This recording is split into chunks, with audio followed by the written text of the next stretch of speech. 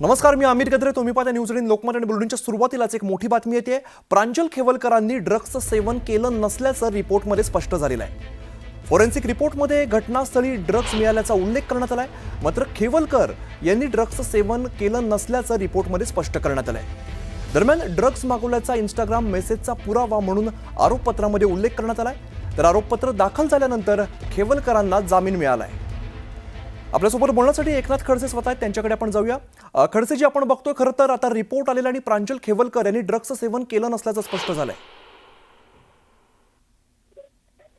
प्रांजल खेवलकरांनी ड्रगचं सेवन केलं नाही असा फॉरेन्सिक लॅबचा रिपोर्ट आलेला आहे.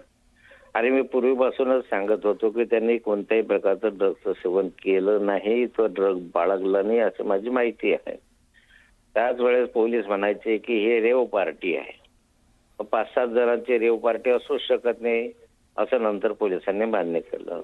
मधल्या कालखंडामध्ये त्यांनी म्हटलं की प्रांजल खेवलकर हे 1 नंबरचे आरोपी यासाठी आहे की त्यांच्यावर गुन्हे दाखल आहे. नंतर पोलिसांनी सांगितलं ही प्रिंटिंग मिस्टेक आहे, यांच्यावर कोणत्याही प्रकारचा गुन्हा नाही दाखल नाही. मग प्रांजल खेवलकरांनी हे ड्रग बाळगले आहे.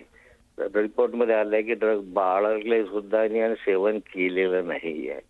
एकंदरीत सगळं पाहताना हे रिपोर्ट पोलिसांनी केलेला हा एक कट दिसतोय आणि यांना अडकवण्याचा प्रयत्न करून आम्हाला बदनाम करण्याचा हा एक षडयंत्र दिसत आहे.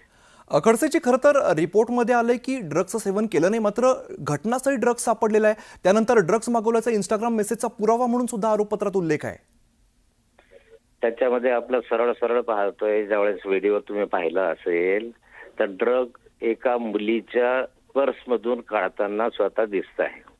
म्हणजे तिनेच बाळगलं होतं आणि त्यांच्याकडेच होतं. ते मागवायचे सवाल येत नाही किंवा बाळगण्याचे सवाल येत नाही. परंतु ठीक आहे, पोलीस चौकशीचा भाग आहे, न्यायालयामध्ये जे काही येईल ते आपण बघूया. पण इंस्टाग्राम मेसेजमध्ये उल्लेख आहे, तो पुरावा म्हणून आरोपपत्रात उल्लेख करण्यात आलेला आहे. हे सगळं न्यायप्रविष्ट आहे. न्यायालयामध्ये आम्ही त्याच्या संदर्भात काय आहे ते मांडू. बरं, धन्यवाद. तुम्ही सविस्तर प्रतिक्रिया दिली त्याबद्दल. तर आपण बघतो महत्त्वाची अपडेट खरं तर समोर येते. प्रांजल खेवलकर यांनी ड्रग्जचं सेवन केलं नसल्याचं रिपोर्टमध्ये स्पष्ट झालंय. फॉरेन्सिक रिपोर्टमध्ये घटनास्थळी ड्रग्ज मिळाल्याचा उल्लेख आहे. मात्र खेवलकर यांनी ड्रग्जचं सेवन केलं नसल्याचं या रिपोर्टमध्ये स्पष्ट करण्यात आलं आहे.